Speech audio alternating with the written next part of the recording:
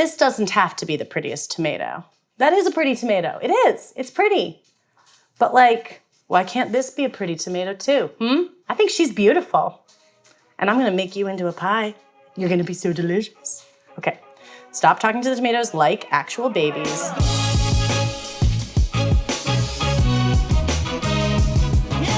Hello and welcome to this episode of Bake It Up a Notch. I'm Erin Jean McDowell and I am very excited for today's episode because we are going to be talking about all things tomato pie. Growing up, I was kind of a picky eater. I really didn't like a lot of things, and one of the things I really did not like were tomatoes. When I first went off to pastry school, I decided that part of that journey was to retaste foods that I formerly thought I didn't like. And along that journey, one of the first things that I retasted were tomatoes.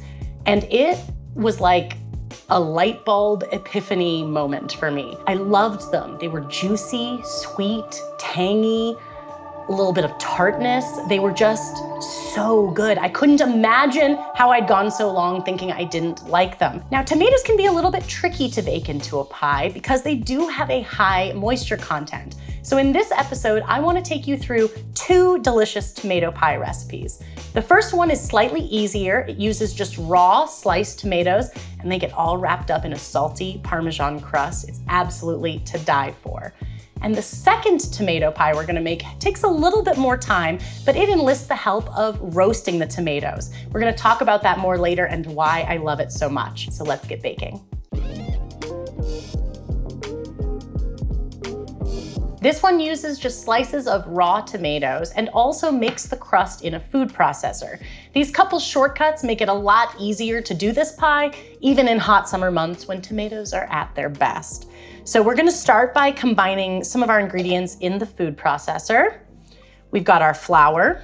We have our Parmesan. This is a Parmesan crust. That makes this crust really salty, crunchy, delicious. It browns beautifully. This looks like a ton of Parmesan, but that's because my sweet husband grated this all by hand, and he's amazing, so it's really, really fluffy. But if you buy already grated Parmesan, it would be a lot less. Much. We'll add some salt and plenty of pepper. Let's give that a quick pulse. See, now that the Parmesan is incorporated, it looks like a normal dough amount, but like for a second there, I know you were like, Erin, we like Parmesan, but what are you doing? We're gonna need 2 sticks of butter. This is sort of equivalent to like a double crust where you're gonna make a galette. That's one of the other major shortcuts that we can take with this pie. Making a galette makes it easier for that bottom crust to get browned. We don't have to worry about steps like par or blind baking, all of that stuff. I'm gonna go ahead and cut my butter into cubes. This is nice cold butter right from the refrigerator. First, I'll cut each stick in half. Then I will rotate each stick and cut them in half again. So I've cut the sticks in quarters now. And then I'll just cut it into 1/2-inch cubes all the way down and put those into the food processor. Like with all pastry doughs, it's pretty important that we use cold butter here. We want that butter to incorporate the way we want it to, evenly distributed. We want everything to stay cold. And then we're gonna chill it again. With pie, the rule is when in doubt, chill it out, okay? We wanna leave it in the fridge as much as we need because it's summer, baby. And it's going to want to melt. This butter's not gonna want to behave. So we are going to have to wrangle it. And one of the ways we're wrangling it is by using the food processor. If you've watched Bake It Up a Notch before, you know I love mixing pie dough by hand. With my hands, I'm just gonna grab a cube in each hand and I'm going to press it firmly to kind of shingle it. And I'm just gonna toss it back into the dough. But this is one time where I really do like using the food processor because again, it's summer, we can get that butter mixed in a lot faster. So we're going to pulse the butter until it's almost fully incorporated. We don't want to see really any visible specks of butter. It should be incorporated to the point that our base flour mixture almost looks more like cornmeal. Now, in the past on Bake It Up a Notch, I've advised that when you're hydrating a dough, it's nice to kind of take it out of the food processor bowl because water can kind of get trapped underneath. But the Parmesan in this crust is giving us a little bit of extra wiggle room. It's a little bit easier to determine the proper hydration level. So what we're gonna do, we are gonna add it right in the food processor. And we're just gonna make sure that when we clean it out, that we scrape it really, really well. Again, we're just trying to make this dough as quickly as possible. So 115 grams or a half cup-ish of water is what's going in. And now we pulse again until the mixture starts to form a dough around the blade.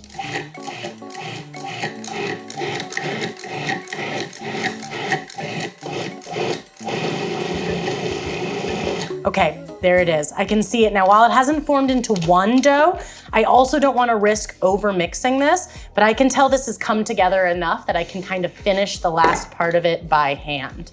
Now let's just bring this all together, knead it until we can kind of form it into one dough. It should only take a couple times of kneading it. We just want to incorporate every little piece. Formed it into a disc. Gonna wrap this tightly in plastic wrap and refrigerate it for at least 1 hour or up to overnight.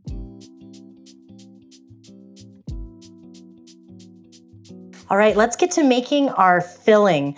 This has a really, really simple kind of creamy filling. I use a mixture of cream cheese and a gournay cheese. Gournay cheese is usually a flavored type of cream cheese. Right now I'm just mincing a little bit of garlic because I want to have some of that nice allium-y flavor inside that cheese base. And what I love about this little creamy filling, it's not that much, but it just forms this sort of base, or it's like a little fluffy, cheesy bed for the tomatoes. And then all the juices from the fresh tomatoes, because we're not doing any kind of pre-cooking to these tomatoes, those juices all kind of run out and nestle into that creamy cheese mixture.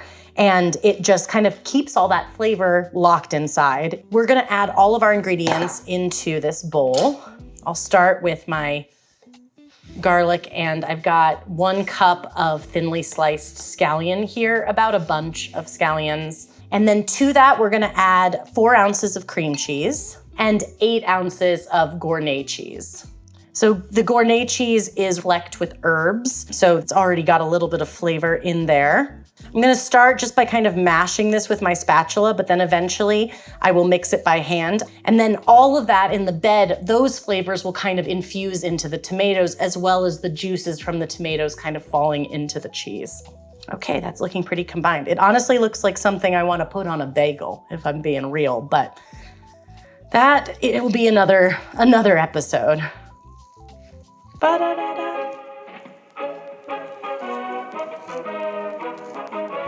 While we're getting kind of our sundry items ready, let's also mix together just a little egg wash. And in this case, our egg wash is just going to be 1 whole egg and a tablespoon of milk or cream. And I'll just whisk those together to combine. We're gonna brush this around the outside of the crust later just to help with browning. And it's also gonna give a little bit of stickiness on the surface for a little grated Parmesan shower that I think this galette is going to need. No, it doesn't need it. It deserves it, okay? It deserves to be blanketed in enough Parmesan that the whole outside will be crispity, crunchity, and so salty and delicious.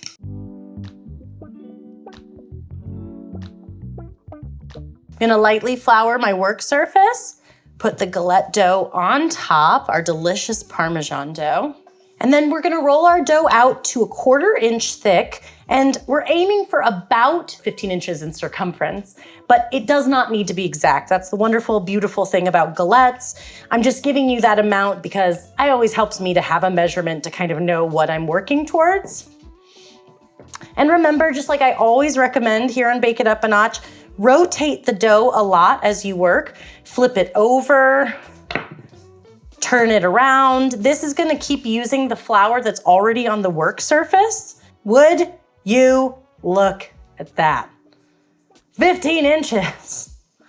Just, okay, admittedly it's slightly more than 15 inches, but my point is I am pleased. I love when I'm rolling it out and I'm like, I think that's pretty close, and then there it is. Let's transfer it to the baking sheet. I have a parchment lined baking sheet.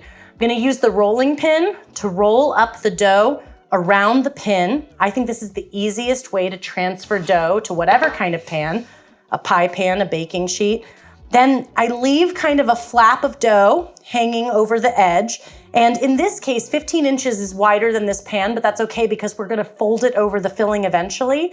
So I just kind of leave one side hanging over the edge and then unfurl the rest over the pan.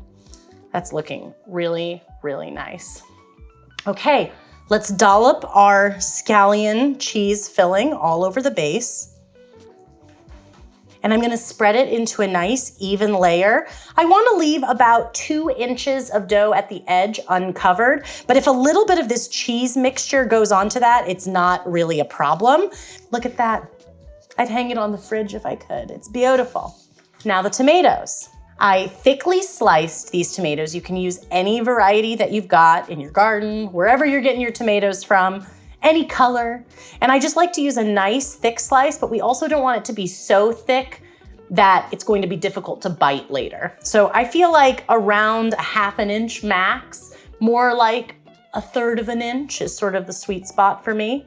And I'm gonna start layering the tomatoes, slightly overlapping on each other, working my way around the pie, kind of creating a spiral or concentric circles. I thought I wanted to hang it on the fridge before, but look at it now. One last step to bring this to an extra perfect place. We're going to add a little bit of olive oil right over the surface of these and a whole bunch of fresh cracked black pepper, which is one of my favorite flavors with tomatoes. Now let's start to fold the edges of the crust over to encase these tomatoes. I just sort of pick a starting point, and then wherever that first fold kind of naturally ends, that's where the next one is going to pick up. And the most important thing here is that we encase these tomatoes. So I am pressing a little bit as I fold to make sure that I've formed like a bit of kind of a blanketed seal everywhere where I'm folding over, pressing the folds together. And again, I don't always have to do this for a galette, but tomatoes are particularly high in moisture. So it's just really, really important. We've got to coax or wrangle them into behaving the way we want them to behave. Okay, that's looking really nice all the way around. So I think all that's left is to egg wash it and give it a little bit of a Parmesan shower. Think that's enough, or? No. I think that's enough. Oh wait, actually, there is kind of one spot. Put it away. Just put the Parmesan down. Put the candles back. Into the oven this is going to go, 400 degrees Fahrenheit until the crust is really deeply golden brown. But most importantly, we're gonna use my favorite trick for determining galette doneness. Right now, when I shake this galette on the tray, the only thing that moves back and forth is the parchment paper, because the galette is firmly weighing down that paper. It's stuck to that paper. When we're done baking this galette and we shake the tray back and forth, the whole galette will slide easily from side to side. And that's a sign that it is baked all the way through to the very center. So we'll do the shake test and then we'll know our galette is ready to come out. Bake the galette for 50 to 60 minutes until the tomatoes are bubbling, the crust is golden brown, and it passes the slide test.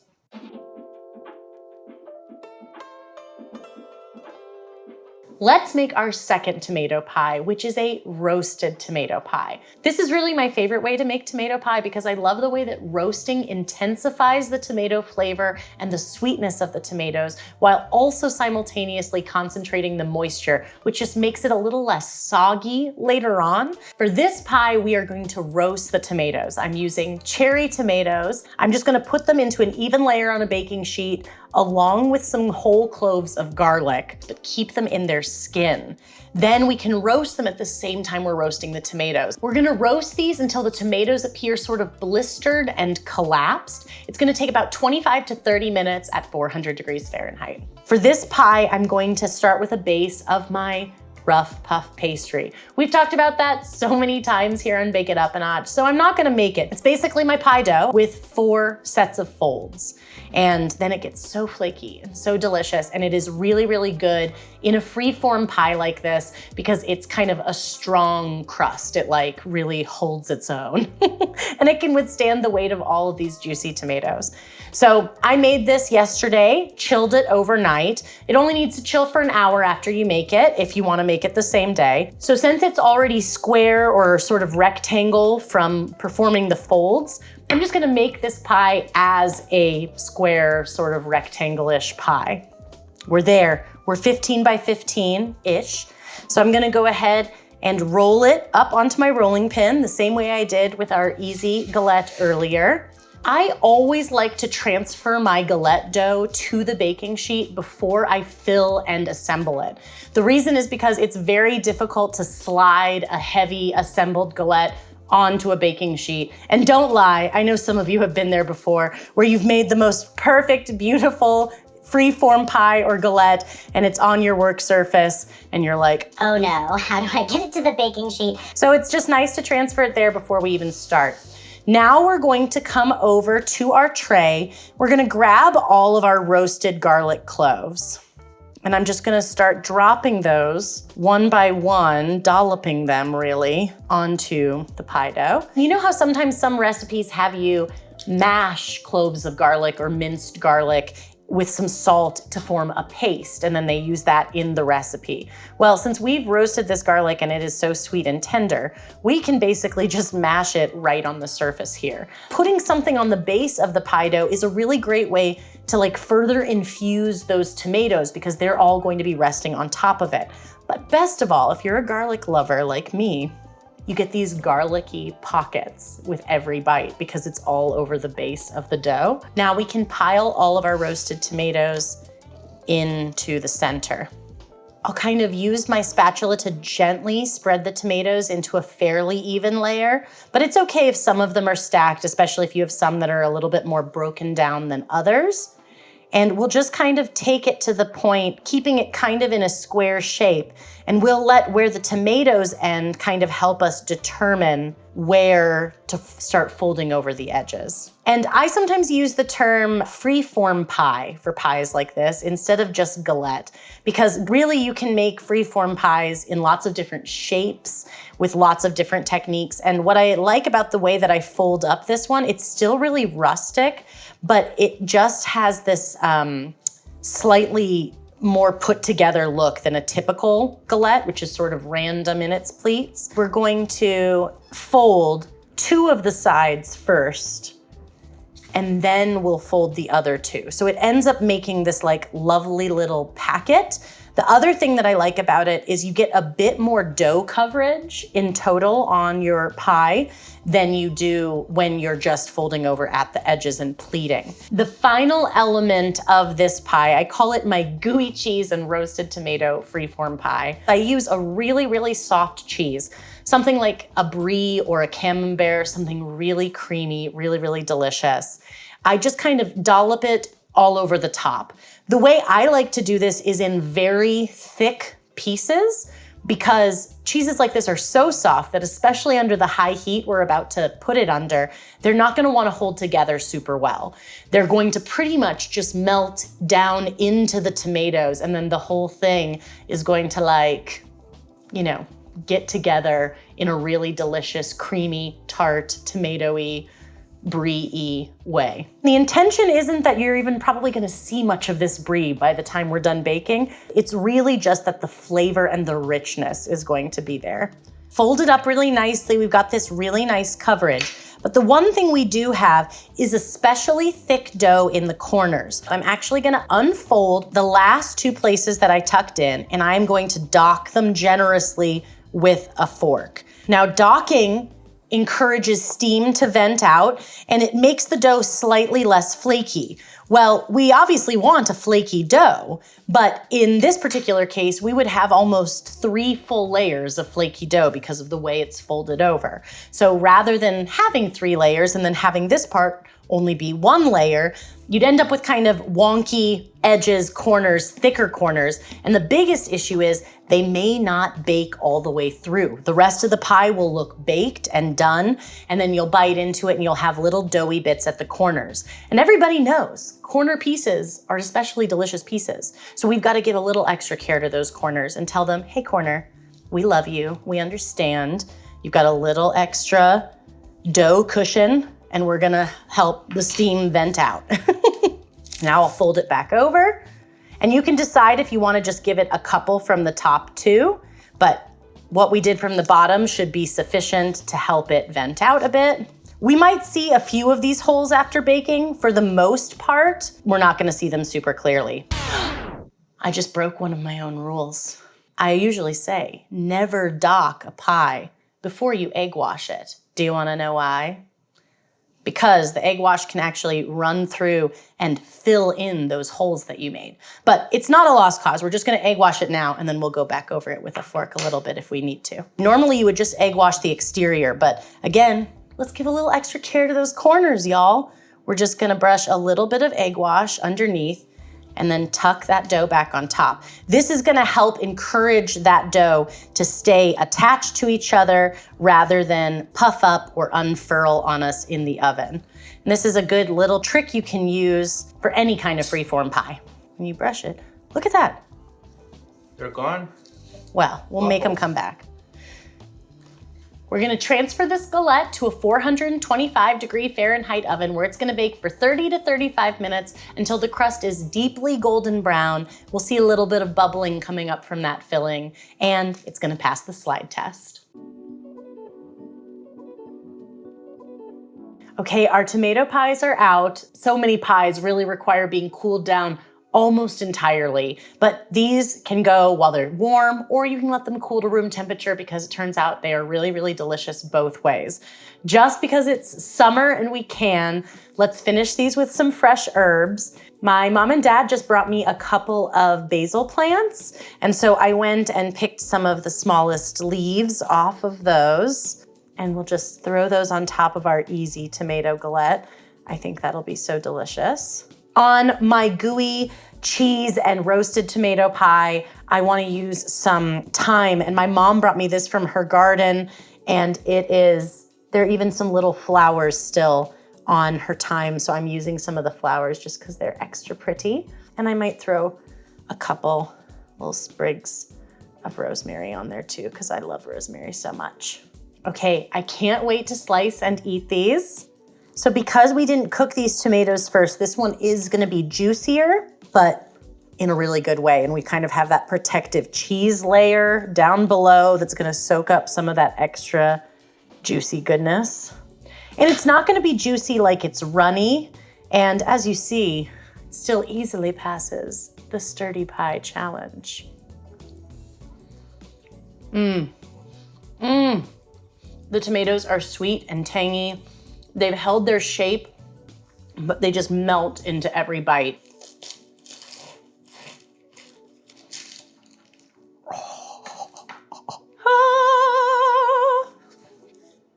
Okay, let's take a bite. This really, really is so hard to describe until you just make it for yourself, because the tomatoes get into this jammy, delicious place where they're so packed with flavor, and yet the texture is not really what you think of when you think of a tomato. When you take a bite, it's like the whole thing is like cream infused somehow. It's so, so good.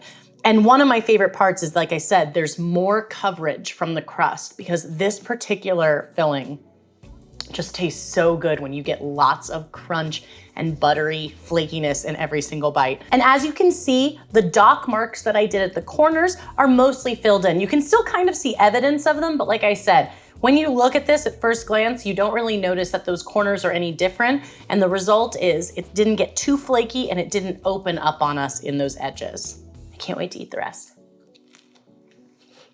I actually have another tomato pie tip, and I left it for you as sort of an Easter egg in the head note of the roasted tomato freeform pie recipe. So head down to the video description, be sure to snag it and check it out. But it's about a cool tip I learned from an amazing Southern chef in Savannah, Georgia. Her name is Dora Charles. At one point I food styled her cookbook, and she taught me about this incredible topping that she puts on her tomato pie. It is so good. So head to that recipe for more info.